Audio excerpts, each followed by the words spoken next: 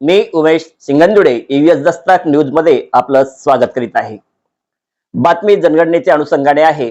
जनगणनेत OBC साठी स्वतंत्र column असावा या मुख्य मागणीसाठी भंडारा जिल्ह्यात ओबीसी समाज आक्रमक झाला असून आंदोलनाची धग आता संपूर्ण जिल्ह्यात पसरू लागली आहे। जनगणनेत स्वतंत्र ओबीसी कलमासाठी बेमुदत साखळी उपोषण, लाखनी तालुक्यातर्फे जिल्हाधिकारी कार्यालयासमोर जोरदार धरणे आंदोलन। भंडारा जिल्ह्यात जनगणनेवर बहिष्काराचे अस्त्र, प्रगणकांना पाठवले परत। सरपंच संघटनेचा जनगणनेवर बहिष्कार।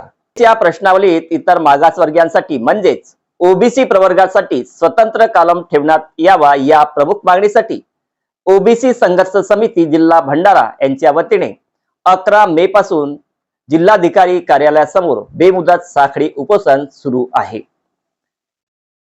आंदोलनाचा आज 7वा दिवस आहे। 16 मे रोजी लाखनी तालुक्याच्या वतीने या ठिकाणी जोरदार धरणे आंदोलन करण्यात आले आणि आंदोलकांनी शासन विरोधात तीव्र घोषणाबाजी केली। ओबीसी संघर्ष समितीने दिलेल्या माहितीनुसार शासनाच्या राजपत्रानुसार 16 मे 2026 पासून जनगणनेच्या पहिल्या टप्प्याला म्हणजेच घर नोंदणीला सुरुवात झाली आहे। मात्र या जनगणनेच्या प्रश्नावलीत कुटुंब प्रमुखाची जात विचारताना केवळ सामान्य वर्ग, अनुसूचित जाती आणि अनुसूचित जमाती असे 3च पर्याय देण्यात आले आहेत।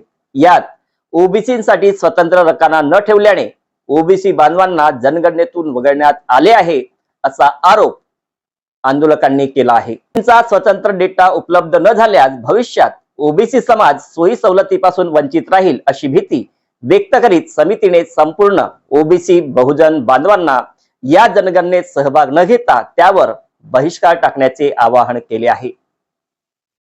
आंदोलकांच्या मुख्य मागण्या खालीलप्रमाणे आहेत। केंद्र मंत्रिमंडळाने 30 एप्रिल 2025 रोजी घेतलेल्या ओबीसींच्या जातनिहाय जनगणनेच्या निर्णयावर कायम राहावे।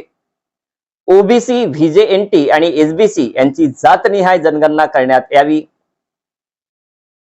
जनगणनेतील प्रश्न क्रमांक 12 मध्ये एससी व एसटी प्रमाणेच ओबीसी असा स्पष्ट उल्लेख करण्यात यावा।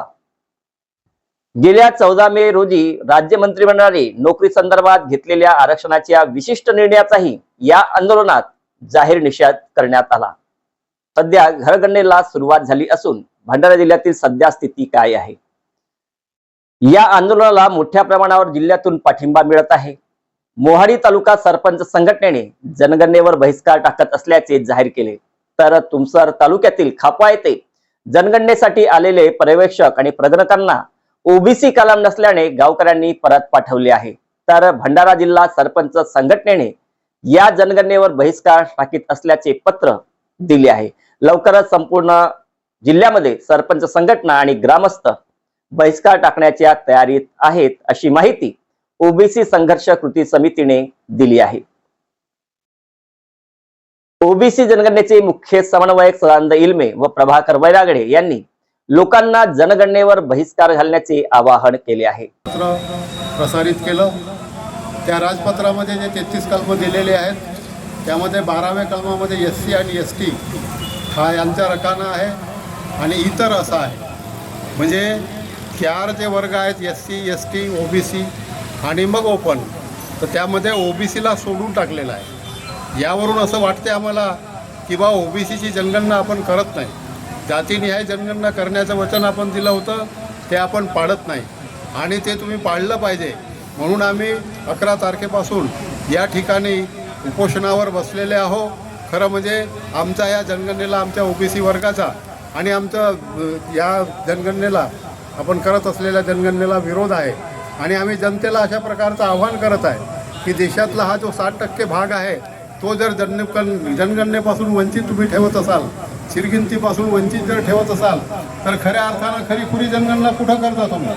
म्हणजे नुसती बनवाबनवी करणे, फसवाफसवी करणे या पलीकडे दुसरं काहीच करत नाही असं आम्हाला वाटते आहे आणि त्या कृतीमधून हे सिद्धसुद्धा होत आहे। आणि दुसरी गोष्ट अशी की घराची जनगणना आम्ही करतो असं म्हणतात, परंतु घराची जनगणना करत असल्यास घर हे बिना माणसाचं नसते आणि बिना कोणताही माणूस आहे तो बिना जातीचा नसतो, तो वर्गाशिवाय नसतो आणि म्हणून ओबीसी वर्गाचा कॉलम तिथे असला पाहिजे, तरच तुम्ही जनगणना करा अशा प्रकारची आमची मागणी आहे। कॉलम टाका आणि जनगणना करा। कारण तरच खऱ्या अर्थानं खरी जनगणना होईल. आणि म्हणून आम्ही बहिष्कार टाकण्याचा म्हणजे आव्हान केलेलं आहे जनतेला.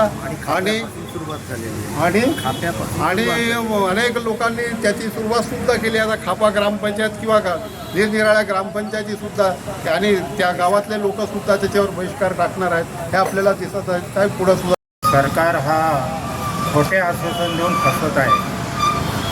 आज भारत स्वतंत्र होऊन 77 वर्ष झाले, पण ओबीसी या नावाखाली ओबीसीची जनगणना होत नाही आणि त्यामुळे ओबीसीवर एवढा अन्याय होत आहे.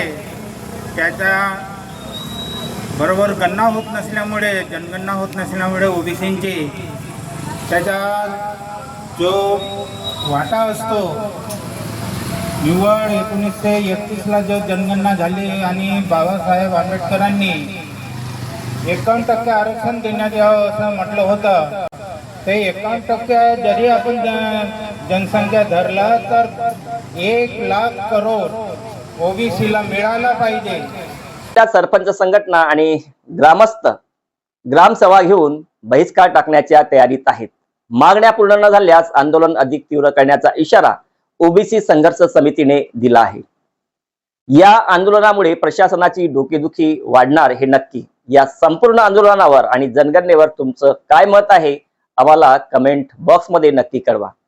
भंडारा जिल्ह्यातील अशाच ताज्या घडामोडींसाठी आमच्या AVS दस्तक न्यूज चॅनलला लाईक, शेअर आणि सबस्क्राईब करायला विसरू नका. धन्यवाद.